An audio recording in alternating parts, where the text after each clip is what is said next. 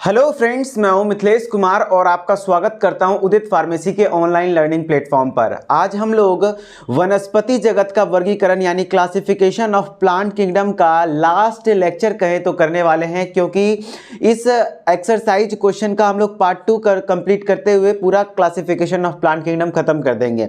हमने पूरे classification of plant kingdom को थ्योरेटिकली 4 लेक्चर में पढ़ाया है, वो आपको देखना है, प्लस 2 लेक्चर में हमने पूरा MCQ करवाया है। इसका पार्ट 1 आपको बॉटनी MCQ वीडियो लेक्चर्स वाले सेक्शन में मिल जाएगा और इसका पार्ट 2 भी यहीं पे अवेलेबल हो जाएगा। तो इस तरीके से 6 लेक्चर में आपका क्लासिफिकेशन ऑफ प्लांट किंगडम इस तरीके से हम लोग कंप्लीट कर दिए कि आपको कोई भी दिक्कत नहीं है। आपके एग्जाम में क्वेश्चन अगर इस चैप्टर से आता है तो इसी से आएगा और आप बेहतर कर पाएंगे। ठीक है जी, चलिए स्टार्ट करते हैं आज के क्वेश्चन को।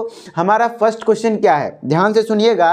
इसमें कुछ इंपॉर्टेंट टॉपिक्स हैं, जैसे क्लासिफिकेशन ऑफ प्लांट किंगडम में आपको टेक्सोनॉमिकल हायरार्की ध्यान रखना है, बाइनोमियल नोमेनक्लेचर ध्यान रखना है, फिर विटेकर का RH विटेकर का जो 5 किंगडम के सिस्टम ऑफ क्लासिफिकेशन है उसको पूरा ध्यान रखना है, प्लस कुछ सिस्टम ऑफ क्लासिफिकेशन है 3, जैसे कि कृत्रिम आर्टिफिशियल क्लासिफिकेशन सिस्टम, फिर है नेचुरल क्लासिफिकेशन सिस्टम जो कि बेंथम एवं हुकर ने दिया था, फिर आपका हो जाता है फाइलोजेनिक क्लासिफिकेशन सिस्टम जिन्हें जातिवृत्तीय वर्गीकरण पद्धति। ये सब कुछ इंपॉर्टेंट टॉपिक्स हैं जिससे क्वेश्चंस लगातार आएंगे आपके एग्जाम में। जैसे कि आपके नामकरण के से, जैसे कि नामकरण मतलब क्या हुआ, बाइनोमियल नोमेनक्लेचर यानी द्विनाम पद्धति जो किसने दिया था, लिनियस ने दिया था। ठीक है, तो वही बात हो रही है।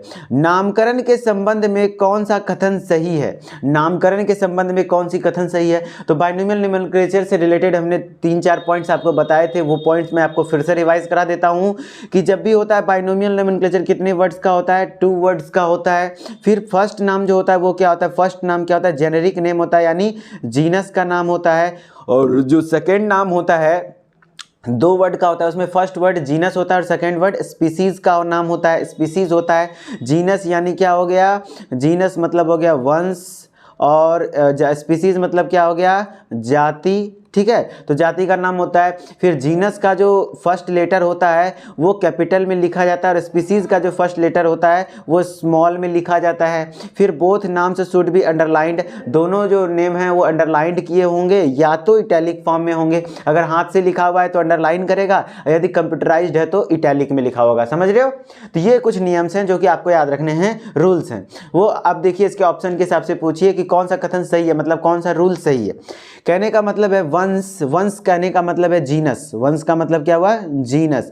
तो जीनस के नाम का पहला अक्षर बड़ा, सही बात है भैया, जीनस के नाम का पहला अक्षर बड़ा तथा जाति के नाम का पहला अक्षर छोटा। मतलब इनका कहने का अर्थ है कि यदि जो बाइनोमियल नोमेनक्लेचर है उसमें जो पहला नाम जीनस होता है उसके बाद स्पीसीज होता है, तो जीनस का जो पहला कैपिटल होगा वो लेटर कैपिटल होगा, उसके बाद सब स्मॉल होगा। जी हाँ, ये ऑप्शन आपका सही है। और भी पढ़ लेते हैं। वैज्ञानिक नामों को इटैलिक में छापा जाता है। अरे जो नामकरण कर रहे हैं, जो नाम लिख रहे हैं वो साइंटिफिक नेम ही तो लिख रहे हैं, है ना, तो वो क्या होता है, इटैलिक में छापा जाता है। जब हम लोग कंप्यूटराइज में छापते हैं तो उसको कैसा करते हैं, इटैलिक करते हैं। ये भी सही है।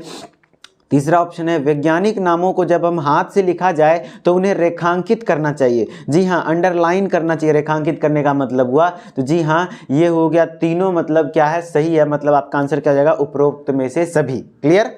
चलिए अब हम लोग नेक्स्ट क्वेश्चन पे आते हैं। हमारा नेक्स्ट क्वेश्चन क्या है, हायरार्कियल वर्गीकरण। हायरार्कियल वर्गीकरण यानी हायरार्कियल क्लासिफिकेशन का तात्पर्य है। हमने बताया था हायरार्की वर्ड का मतलब क्या होता है, तो हम बताए थे क्रमानुसार किसी भी चीज़ का अरेंजमेंट करना, सीढ़ी के समान अरेंजमेंट करना, क्रम में अरेंज करना, बढ़ते से छोटे क्रम में, बढ़ते से घटते क्रम में या घटते से बढ़ते क्रम में, कोई एक क्रम फॉलो करना चाहिए, उसको हम लोग क्या कहते हैं, हायरार्की कहते हैं, सीढ़ी को हायरार्की कहते हैं। तो वहीं पे आप ऑप्शन पढ़ सकते हैं, डिवीजन को वर्गों में विभाजित करना, ऐसा कुछ नहीं बोले हम। वर्ग को गण में विभाजित करना, बिल्कुल नहीं। गणों को कुलों में विभाजित करना, ऐसा हमने कुछ बोला था? नहीं। हमने क्या बोला था, वस्तुओं को, ऐसा नहीं कि सिर्फ जंतुओं को, किसी भी चीज को हम हायरार्की में अरेंज कर सकते हैं। तो वस्तुओं को एक के बाद एक क्रमानुसार समूहों में रखना क्या कहलाती है, हायरार्कियल क्लासिफिकेशन कहलाती है। क्या कहलाती है, हायरार्कियल क्लासिफिकेशन कहलाती है। ठीक है, चलिए नेक्स्ट क्वेश्चन हमारा क्या है, फाइकोएरिथ्रिन। फाइकोएरिथ्रिन एंड फाइकोसाइनिन वर्णक किसमें पाए जाते हैं?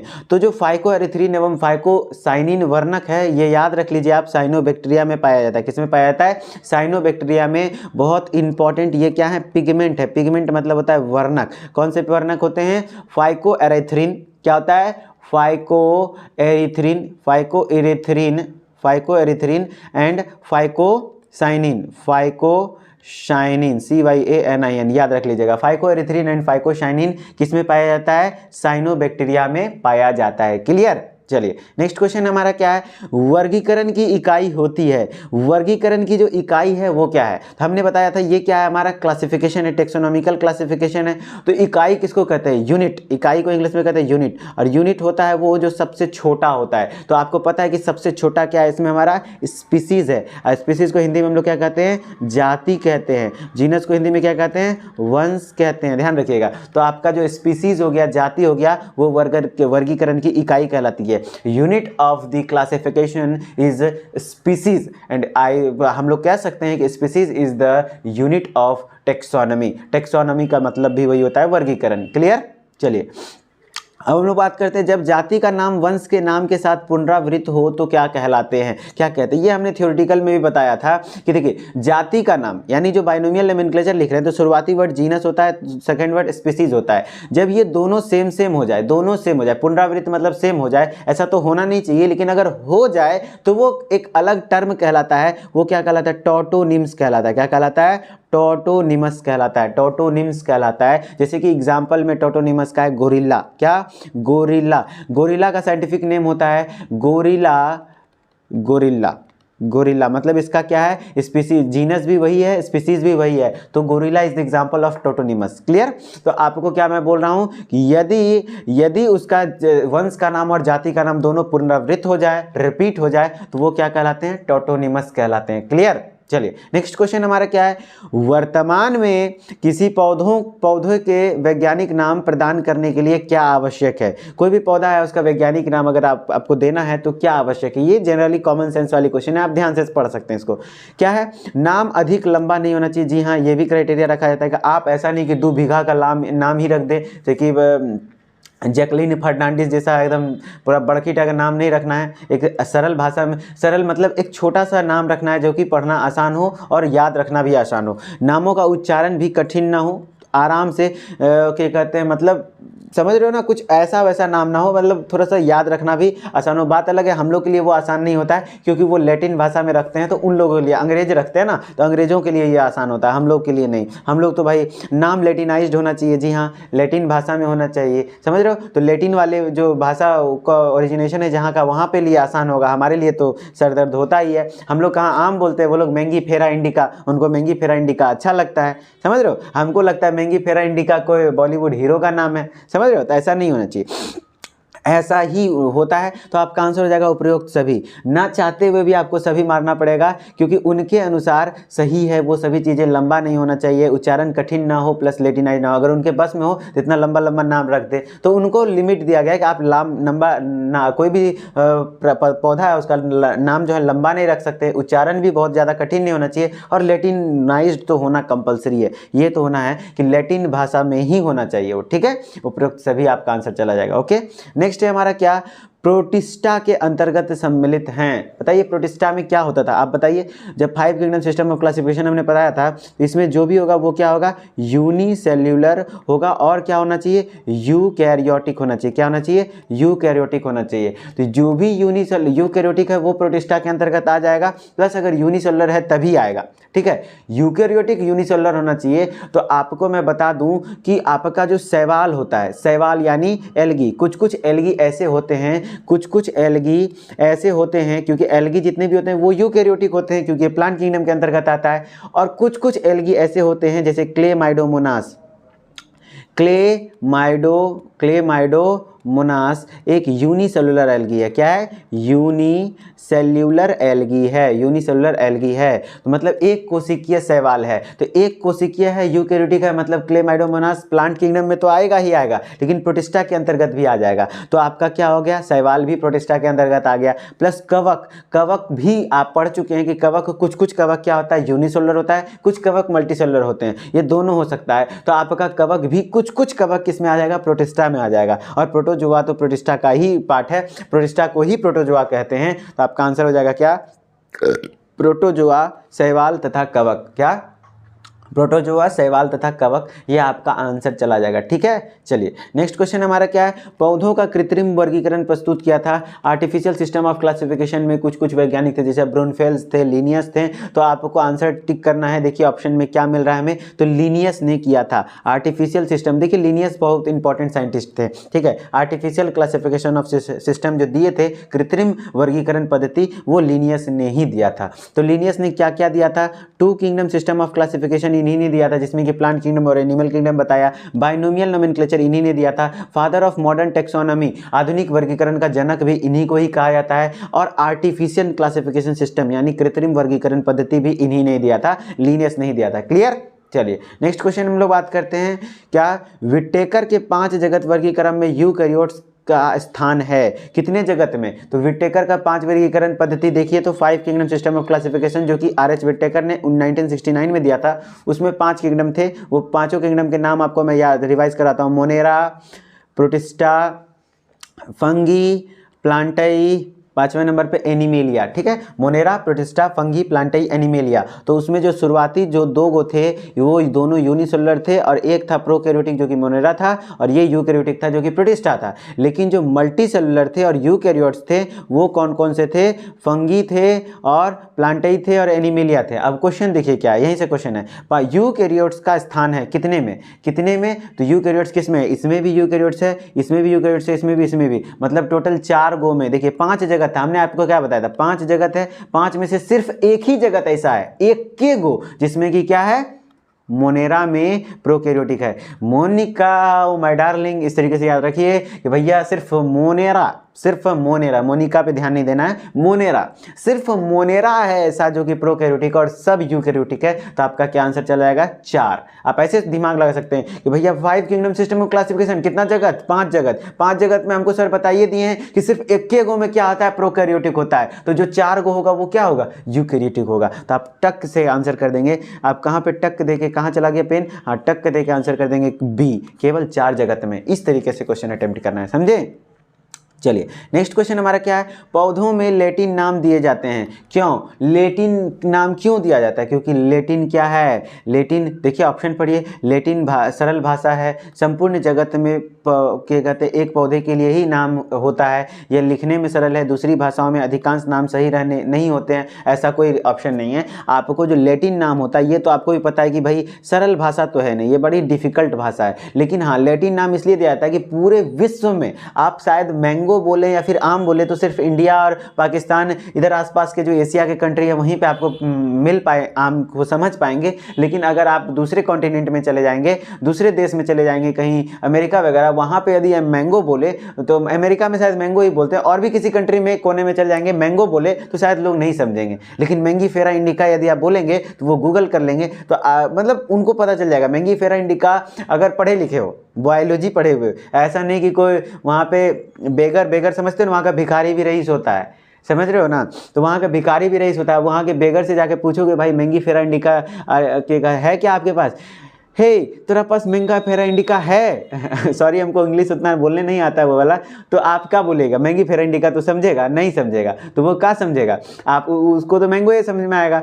तो जो पढ़ा लिखा इंसान है ना उसी को समझ में आएगा कि मैंगीफेरा इंडिका क्या है। ठीक है, तो मेरा कहने का मतलब है कि लैटिन नाम जो होता है वो क्या होता है, वो इंटरनेशनल नाम होता है, वो हर जगह एक ही होता है, नाम चेंज नहीं होता है, जगह के अनुसार नाम चेंज नहीं होता है। क्लियर, तो आपका आंसर क्या हो जाएगा यहाँ पे कि संपूर्ण जगत में एक पौधे के लिए एक ही नाम होगा। लैटिन नाम कहने का मतलब है पूरे जगत में एक पौधे के लिए नाम सिर्फ एक ही होगा। क्लियर, चलिए अब हम लोग नेक्स्ट क्वेश्चन में आते हैं।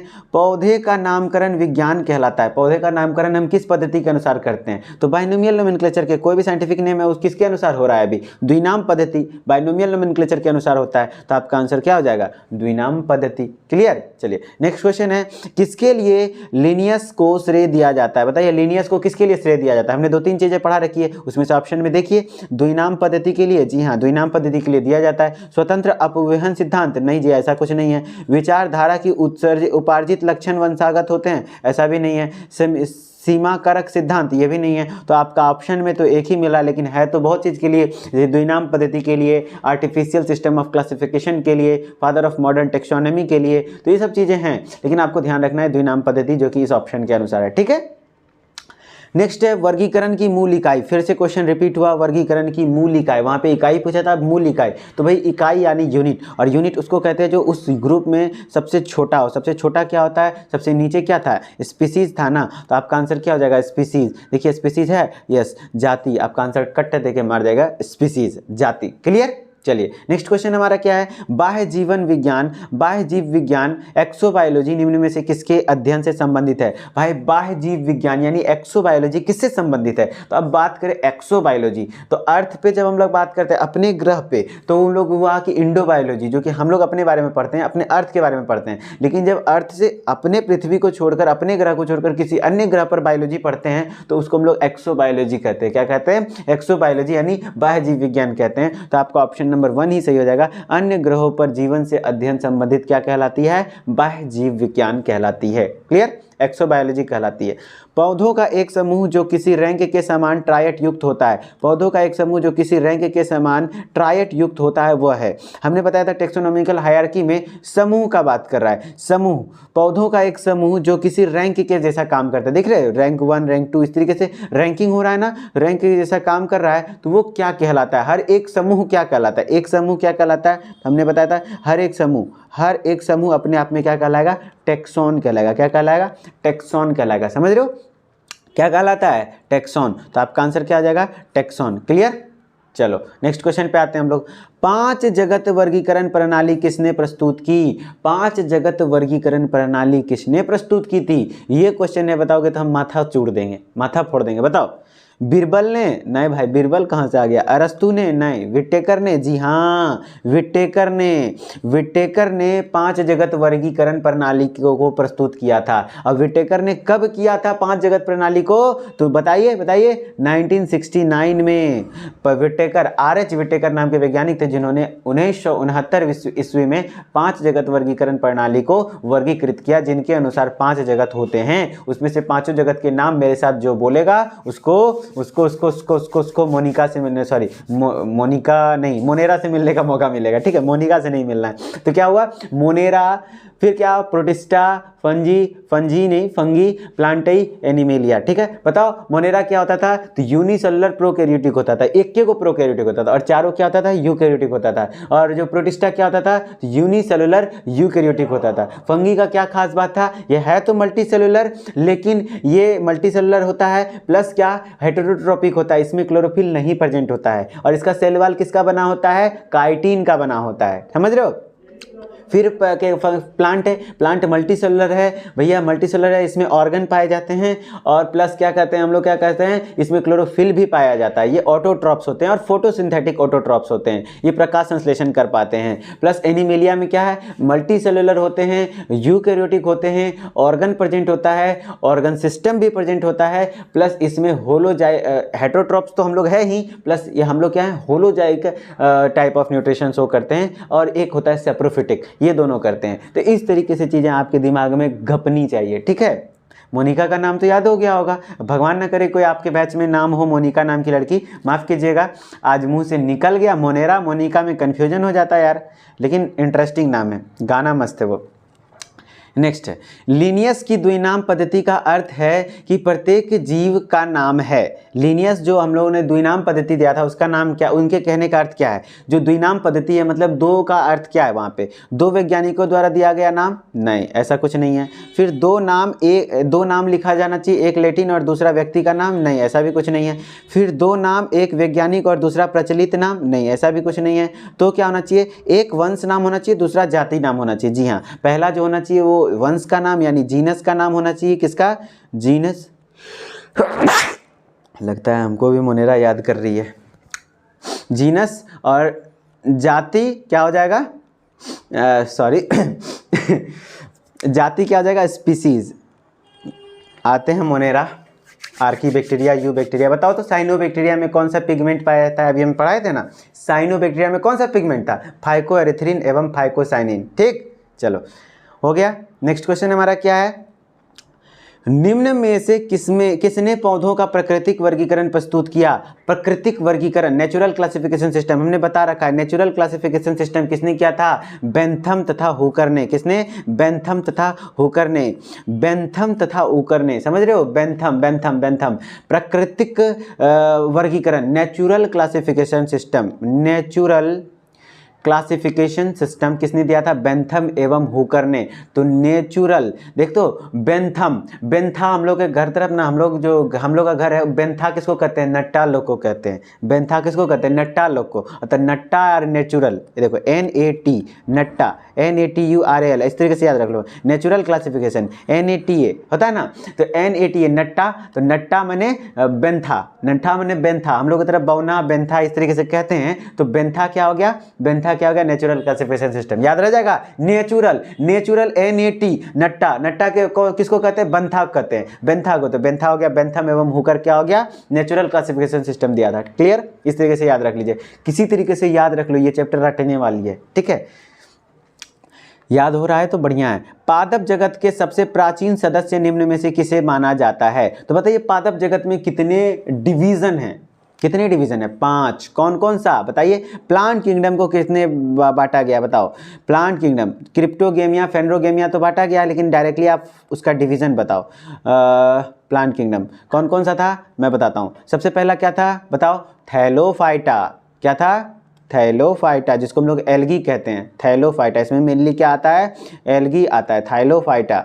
इसको हम लोग ब्रैकेट में ALGAE, एल्गी लिख देते हैं, ठीक। दूसरा क्या था? दूसरा क्या था? Bryophyta, bryophyta. तीसरा क्या था? Thallophyta, bryophyta. उसके बाद क्या था? Pteridophyta, pteridophyta. क्या हो जाएगा? टेरिडोफाइटा। उसके बाद क्या हो जाएगा? चौथा नंबर में क्या हो जाएगा? जिम्नोस्पर्म। क्या हो जाएगा? जिम्नोस्पर्म। और पांचवा क्या हो जाएगा? एंजियोस्पर्म। क्या हो जाएगा? एंजियोस्पर्म, एंजियोस्पर्म, ठीक है। Gymnosperm and angiosperm. अब हम लोग बात करने वाले हैं जिम्नोस्पर्म एंजियोस्पर्म की बात है। तो अब आप हमें बताइए ये कि जो प्लांट किंगडम है इसमें सबसे प्राचीनतम कौन सी होगी? हमने बता रखा है कि ग्रोथ कुछ इस प्रकार से होता है। कोई भी चीज़ का ग्रोथ कैसे होता है? ऐसे होता है ग्रोथ। मतलब क्या हुआ कि पहले जो सबसे पहला होगा वही ना प्राचीनतम होगा। और सबसे पहला है क्या हमारा? सबसे पहला है क्या हमारा? तो हमारा है थैलोफाइटा। तो सबसे प्राचीनतम क्या हो जाएगा? थैलोफाइटा। उसके बाद क्या? ब्रायोफाइटा। उसके बाद क्या? टेरिडोफाइटा। उसके बाद क्या? जिम्नोस्पर्म। उसके बाद एंजियोस्पर्म। सबसे विकसित होता है एंजियोस्पर्म, समझ रहे हो? तो इस सीक्वेंस में है। तो आपका जो पादप जगत का सबसे प्राचीन सदस्य हो जाएगा वो क्या हो जाएगा? थैलोफाइटा हो जाएगा। क्लियर? और थैलोफाइटा का मतलब क्या होता है? वो थैलस का बना होता है। उसका बॉडी कैसा होता है?